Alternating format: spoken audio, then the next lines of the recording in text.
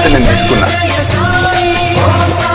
ఏమిటంటే బాధ్యత, సాయి దివ్య రక్షా కవచ యంత్రాన్ని ఎవరు పొందుతున్నారో వారందరూ బాగుండాలి. అంటే యంత్రం ఉంది కాబట్టి, యంత్రం లేని వారు తెప్పించుకునేంత వరకు విగ్రహానికి కానీ బాబా పాదుకలకు కానీ పూజ చేయండి ఇలాగే.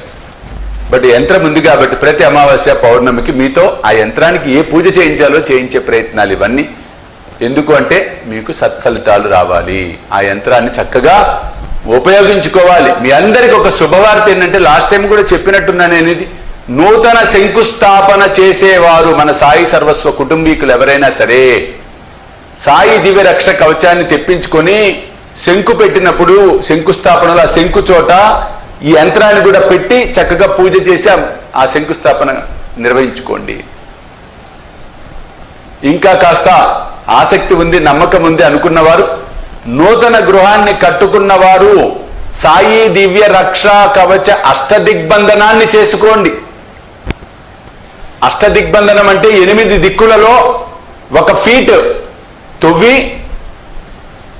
రాక్ సాల్ట్, దొడ్డుప్పు, కళ్ళుప్పు, సముద్రపు ఉప్పుని 100 గ్రామ్స్ ఉప్పు అందులో పోసి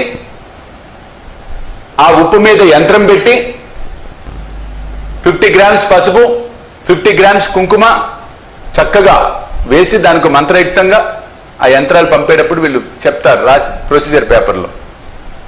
1 నిమ్మకాయ అందులో వేసి, కొబ్బరికాయ కొట్టి అందులో వేసి అప్పుడు అన్ని మూసేయాలి. అంటే దిగ్బంధనం అంటాం దీన్ని. చాలా ఎక్స్ట్రా. ఇంకా ఆ ఇల్లు సామాన్యంగా ఉండదు, ఆ ఇంటికి ఉన్నటువంటి రక్షణ. ఆ విధంగా కూడా చేసుకోవచ్చు, అయిపోయింది. ఇంకా దగ్గరికి వచ్చేస్తున్నాయి గడియలు. 58 రోజులు ఉంది ఇంకా ఆ మహా సాయి దివ్య రక్ష కవచ యంత్రం ప్రతిష్టాపన. ఈ పౌర్ణమి, అక్టోబర్లో వచ్చే పౌర్ణమి, నవంబర్లో వచ్చే పౌర్ణమి, ఈ 2 పౌర్ణములు. అక్టోబర్ ఈ పౌర్ణమి నేను చెప్పేశాను.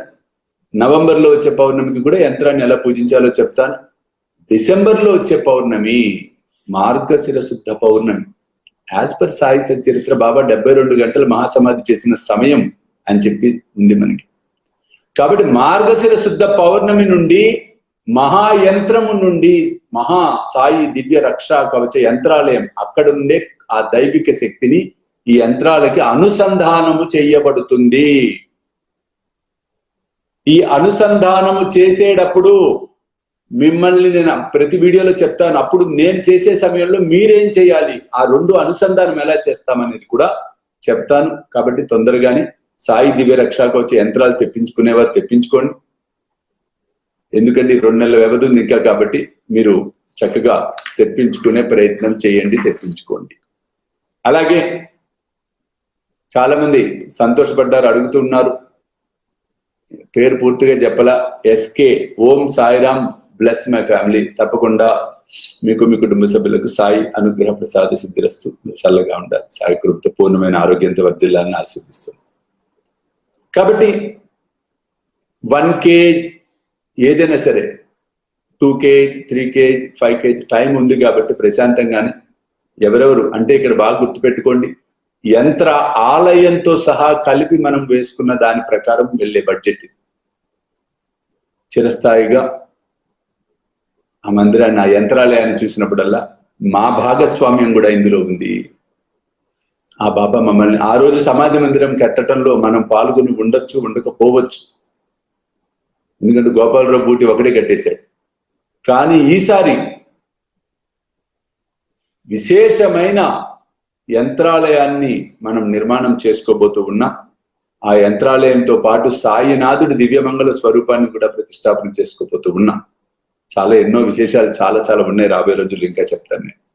నవంబర్ 27 దాదాపుగా మనమందరం కలిసి సాయి ఆదేశంతో ప్రయత్నం సంకల్పించుకొని శ్రీ సాయి దివ్య రక్షా కవచ మహాయంత్ర ఆలయాన్ని నిర్మాణం చేసుకోబోతున్నాం. యంత్ర ప్రతిష్టను జరుపుకోబోతున్నాం. ఇందాక వాళ్ళు మార్నింగ్ మాట్లాడుతూ యంత్రం డిజైన్ అంతా కూడా ఇంకా దాదాపు స్టోన్ అంతా ఫైనలైజ్ అయిపోయింది. ఇవాళ పొద్దున మాట్లాడుతూ మా ఎవరైతే శిల్పి ఉన్నాడో, మన ఆస్థాన శిల్పి, అతనితో మాట్లాడుతూ ఉండగా యంత్రము ఎంత 500 kgs కదా అన్న నేను. 5 ton అంటే 500 kgs కదా. 5 ton కాదు స్వామీజీ, 10 tonకు పోతుంది మన యంత్రము. ఎందుకంటే 5x5లో చెక్కుతున్నాం, 3 స్టేజెస్గా వస్తుంది. మీరు ఇచ్చిన డిజైన్ సామాన్యమైంది కాదు ప్రపంచంలో. నాకు తెలిసి మా తాత ముత్తాతలు కూడా ఇట్లాంటివి చెక్కలేదు ఎప్పుడు. సామాన్యమైన మాకు చూస్తేనే అర్థమవుతుంది ఆ యంత్రము అని. 10 ton అంటే నాకు డౌట్ వచ్చింది. చూడండి కొన్ని సందర్భాలు దృష్టి పెట్టం. ఎంతయ్యా టన్ అంటే 100 kgలే కదా అని. అదేమిటి స్వామి గురుగారు మీరు నన్ను హాస్యమా జోకా నన్ను టెస్ట్ చేస్తున్నారా? 1000 kgలు కదా. ఇప్పుడు యంత్రం ఏమిటి పరిస్థితి అంటే 10,000 kgల బరువుతో యంత్రం జరగబోతుంది నిర్మాణం. 10 ton 10 టన్నులు 5x5 స్టోన్. నిమిషం నిజంగానే నాకు కళ్ళు బయర్లుగా మినట్టుగా ఆగరు నాయన. మళ్ళీ మాట్లాడతా. 10 టన్నుల బరువుతో మహాయంత్రం శ్రీ సాయి దివ్య రక్షా కవచ మహాయంత్ర స్థాపన చేయబోతున్నాం. నాకు తెలిసి ఎక్కడ ఇంత పెద్ద మహాయంత్రము ఉండదు, ఉండబోదు కూడా. ఈ రోజున మనమందరం ఎంతో అదృష్టవంతులం. అటువంటి భాగ్యాన్ని మనం పొందబోతున్నాం. కనులారా మనం వీక్షించబోతున్నాం. సాక్షిగా మారబోతున్నాం జరగబోయే కార్యక్రమానికి. మనందరి సంకల్ప బలాలతో నిర్మాణం కాబోతుంది. సామాన్యమైన విషయం కాదు ఇది. మనందరి పూర్వజన్మ సుకృతం. ఒకటే సంకల్పం, ఈ వ్యవస్థ, ఈ ప్రపంచం సుభిక్షంగా ఉండాలి. అలజడులు తగ్గాలి, ధైర్యం పెరగాలి, ప్రపంచం మామూలు యథాస్థితికి రావాలి. ప్రజలు వారి వారి జీవన విధానాన్ని అంతకుముందు ఎలా గడుపుకున్నారో దానికి మించి ఆ భగవంతుడు కృపతో సాయి భక్తులకు సాయినాథుడు, రామ భక్తులకు రాముడుగా, శివ భక్తులకు శివుడుగా, జీసస్ భక్తులకు క్రైస్ట్గా, అల్లా భక్తులకు అల్లాగా, వారి వారి మతాలు అవ్వచ్చు, వారి వారి కులాలు అవ్వచ్చు, వారి వారి ఇళ్ల వెలుపులు అవ్వచ్చు, భగవంతుడు ఒక్కడే. ఆ దైవాలు వారి వారి ఆ రూపాలలో అందరికీ ప్రపంచవ్యాప్తంగా ఉన్న ప్రజలు అందరూ కూడా సురక్షితంగా ఉండాలి, సంతోషంగా ఉండాలి. ఈ సంకల్పమే సాయి దివ్య రక్షాకోచ మహాయంత్ర స్థాపన. కోరిన కోరికలు తీరాలి. 10,000 10 ton వెయిట్తో దాదాపు 2-3 రోజులు నేను చెప్పిన రోజు నుంచి చాలా ఫోన్ కాల్స్ వస్తున్నాయి. నాకు వినిపించారు కొన్ని మా వాళ్ళు. ఎలా డొనేషన్ ఎలా ఇవ్వచ్చు, మేము ఏమన్నా ఫార్మాట్ ఉందా, గురువుగారు ఏమన్నా చెప్పారా? మామూలుగా పైపైన చెప్పేశారు కానీ కొంచెం ఏమైనా క్లారిటీ ఇస్తారా అని అడుగుతున్నారు. కానీ ఈరోజు నాకు కూడా క్లారిటీ లేదు. ఈరోజు ఎప్పుడైతే విన్నానో నాకు క్లారిటీ వచ్చింది. 10,000 kgలు అంటే 10 ton 10,000 kgs దాదాపుగా. అంటే అది లెక్కేస్తే 9,700 చిల్లర వస్తుంది ఒక టన్నుకి. బట్ ఓవరాల్ 10,000 అది ఎక్సెస్ అవుతుంది. కాబట్టి 10,000 kgల బరువుతో అంత పెద్ద శిలను మనం అక్కడ స్థాపన చేయబోతున్నాం. దీనికి నేను అనుకున్నది ఒకటే, ఆ తండ్రి ఇచ్చిన ఆదేశంతో కేజీ వైజ్గా డొనేషన్స్ వీ కెన్ యాక్సెప్ట్. మీరందరూ కూడా ఈ విధంగా పార్టిసిపేట్ చేయొచ్చు. 1 kg, 2 kgలు, 3 kgలు, 10 kgలు, 20 kgలు, 50 kgలు, 100 kgలు, 200 kgలు, 500 kgలు, 1000 kgలు, 2000 kgలు. మినిమం 1 kg నుంచి మనం వెళ్ళొచ్చు. 1 kg డొనేషన్. ఎందుకంటే ఎవరెవరైతే ఇందులో సమిధలుగా మారబోతున్నారో, ఎవరెవరైతే దీని నిమిత్తం డోనర్స్గా వస్తున్నారో, అంటే ఈ కార్యక్రమంలో భాగస్వాములు అవుతున్నారో, మీరందరూ చేయవలసింది ఒకటే, మీ సంకల్పాలను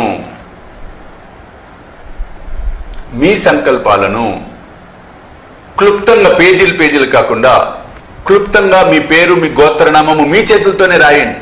మీ సంకల్పం మీ చేతులతోనే రాయండి. దానిని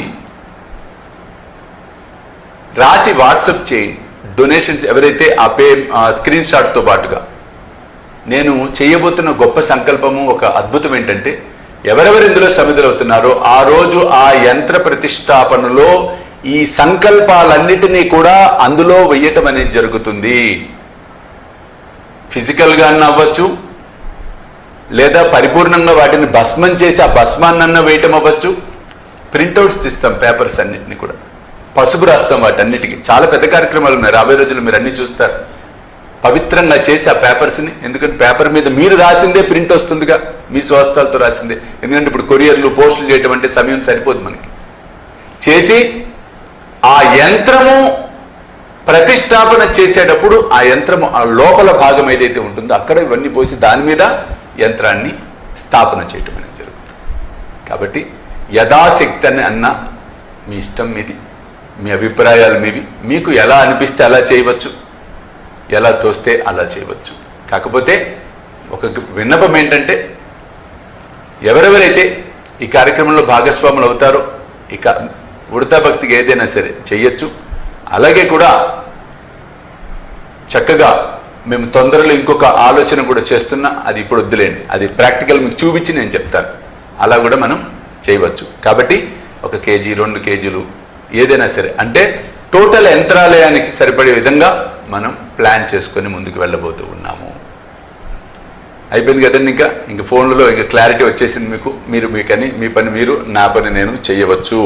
కాబట్టి శ్రీ సాయి దివ్య రక్షా కవచ యంత్రాలయాన్ని అత్యంత వైభవపేతంగా అద్భుతంగా, నిజంగా యంత్రము మీకు తొందరలోనే నేను అవన్నీ కూడా యంత్ర నిర్మాణానికి నేను వెళ్ళటం జరుగుతుంది.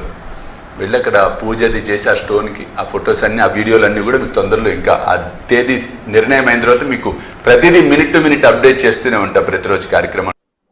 సాయి భోజన్ ఇది అన్నార్తుల కోసం అద్భుతమైనటువంటి కార్యక్రమం. ఆకలితో ఉన్నవాడికి పట్టడన్నం పెడితే నాకే చెందుతుందన్నాడు సమర్థ సద్గురు సాయి. ఈ అద్భుతమైనటువంటి కార్యక్రమంలో పాల్గొని సాయి కృపకు పాత్రలు కావాలని కోరుతూ ఉన్నాను. జై సాయినాథ్.